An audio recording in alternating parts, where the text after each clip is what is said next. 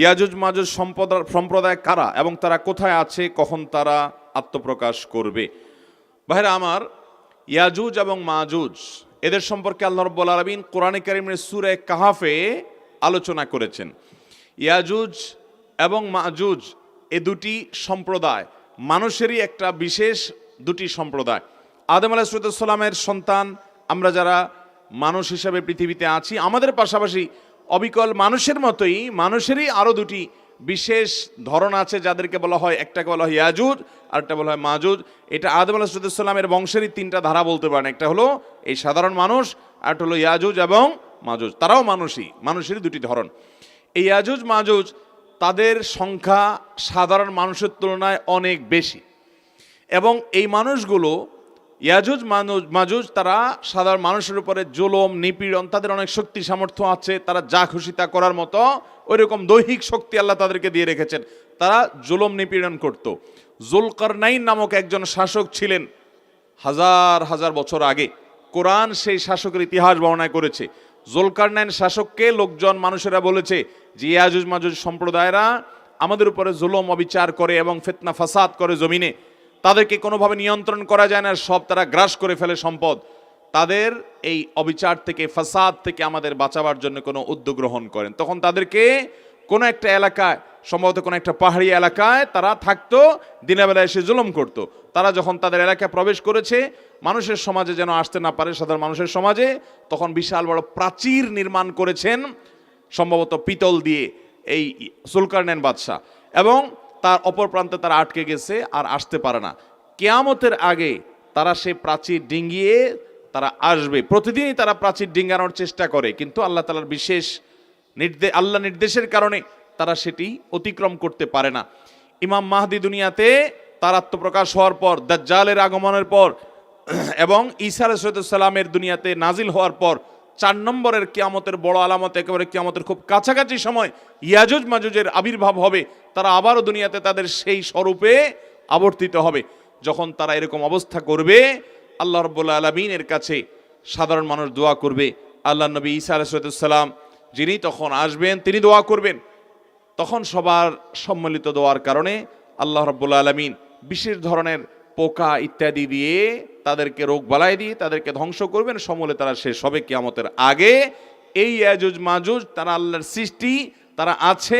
কোথায় আছে, পৃথিবীর কোন প্রান্তে আছে আমরা জানি না। কেউ হয়তো বলবেন যে আজকে পৃথিবীতে স্যাটেলাইটের মাধ্যমে গোটা পৃথিবীর চতুর্পাশে, মাটির নিচে কোথায় কি আছে সব বের করা গেছে। তাহলে ইয়াজুজ মাজুজ সম্পর্কে তারা কোনো কিছু বের করতে পারে না, এটা সত্য হয় কিভাবে? মনে রাখবেন, পৃথিবীতে বিজ্ঞানের বহু আবিষ্কার কোরআন নাজিলের শত শত হাজার হাজার বছর পর কোরআনের অনেক কথাকে প্রমাণ করেছে। আল্লাহ তাআলা কোরআনে বলেছেন, মানুষ ঘোড়া গাধা এই সমস্ত পশু, এগুলোর উপরে বাহন, এগুলোকে ব্যবহার করে এগুলো দিয়ে চলাফেরা করে। এবং এই আয়াতের শেষে আল্লাহ তাআলা বলেছেন এরকম আরো অনেক বাহন হবে, বা এমন আরো অনেক বাহন যেগুলোর কথা তোমরা জানো না। আজ আমরা বাস, ট্রেন, গাড়ি, আমরা বিভিন্ন ইঞ্জিন চালিত নৌকা, আমরা দেখতে পাচ্ছি বিমান, বিভিন্ন রকমের রকেট ইত্যাদি। অথচ আল্লাহ তাআলা সেই আয়াতের মধ্যে ইন্ডিকেট করে রেখেছেন যে সমস্ত বাহন তোমরা আজকে ব্যবহার করছো, ঘোড়া গাধা ইত্যাদি, ওটের পিঠে বহন করছো, তোমরা সফর করছো, এক সময় এগুলো ছাড়া আরো অনেক কিছু আসবে, সেই ইঙ্গিত আল্লাহ তাআলা আয়াতে দিয়ে রেখেছেন। এরকম বহু বিষয় কোরআনে বলেছে যেগুলো বাস্তবায়ন শত শত হাজার হাজার বছর পরে হয়েছে, মানুষ বুঝতে পারে নাই। বান্দার সমস্ত আমলগুলোকে আল্লাহ তাআলা উপস্থিত করবেন কিয়ামতের ময়দানে, দেখাবেন। কিভাবে দেখাবেন? 1400 বছর আগের মানুষ যখন ছবি, ভিডিও, ক্যামেরা ইত্যাদির আবিষ্কার হয় নাই, ছবি ভিডিও ধারণ করার এই প্রযুক্তি যখন ছিল না, তখন পৃথিবীর মানুষ বুঝতে পারতো না। কিন্তু তারা ঈমান এনেছে যে আল্লাহ বলেছেন সেটা সত্য নয়, মহাসত্য। আমাদের বুঝে আসুক বা না আসুক, আজকে আমাদের বুঝে আসছে ইয়াজুজ মাজুজের বিষয়ে। বিজ্ঞান, তথ্য প্রযুক্তির উন্নতির এই সময় তারা ধরতে পারছে না, কিন্তু বিজ্ঞানীরা হয়তো 2000 বছর পরে, 200 বছর পরে, 500 বছর পরে কোন এক সময় ধরতে পারবে, অথবা না পারবে। কিন্তু কোরআনে যেহেতু বিবৃত হয়েছে পৃথিবীর সব মিথ্যা হতে পারে, এটি মিথ্যা হওয়ার কোনো সুযোগ নাই।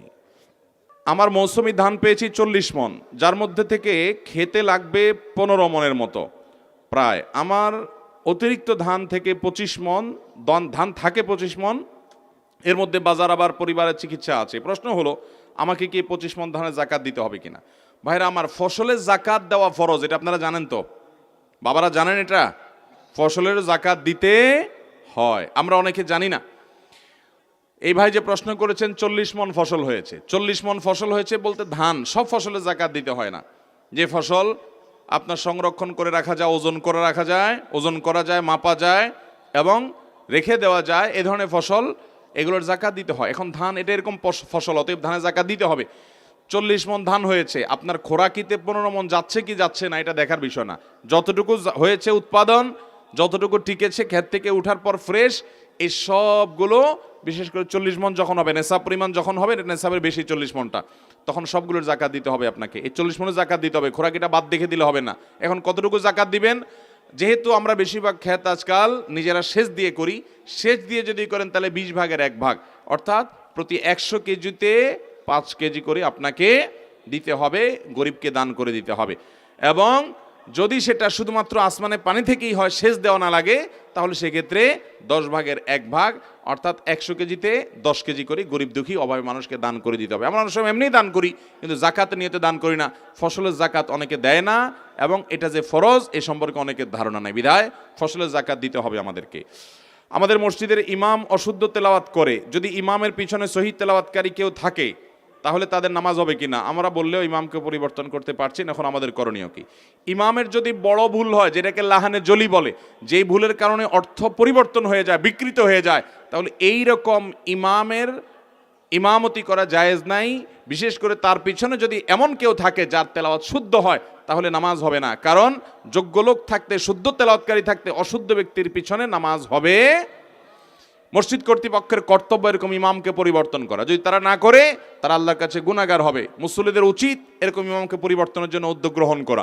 যদি করতে না পারেন, সামর্থ্য না থাকে, তাহলে নিজেরা অন্য মসজিদে গিয়ে নামাজ পড়বেন, নিজেরা জামাত করবেন, কিন্তু ওই অশুদ্ধ তেলাওয়াতকারীর পিছনে শুদ্ধ তেলাওয়াতকারী থাকলে কারোর নামাজ হবে না।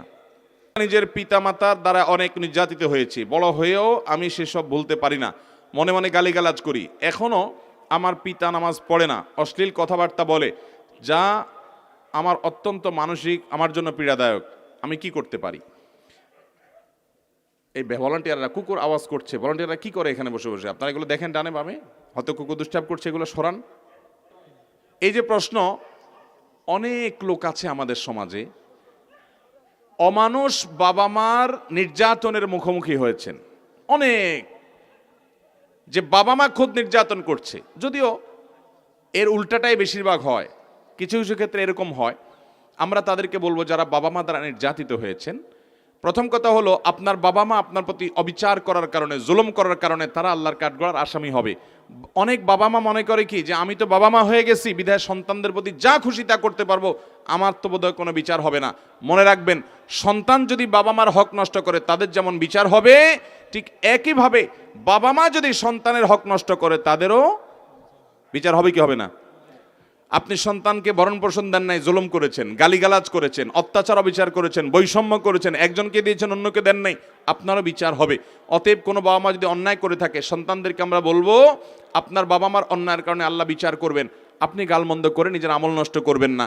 তবে বাবা মার প্রতি সদাচরণ করার আপনার পক্ষ থেকে চেষ্টা করবেন, যে আমার দায়িত্বটা আমি আদায় করব। তিনি ত্রুটি করেছেন, তিনি আল্লাহর কাছে দায়ী থাকবেন। এটা কঠিন, কিন্তু আপনাকে সেই কাজটা করার চেষ্টা করতে হবে।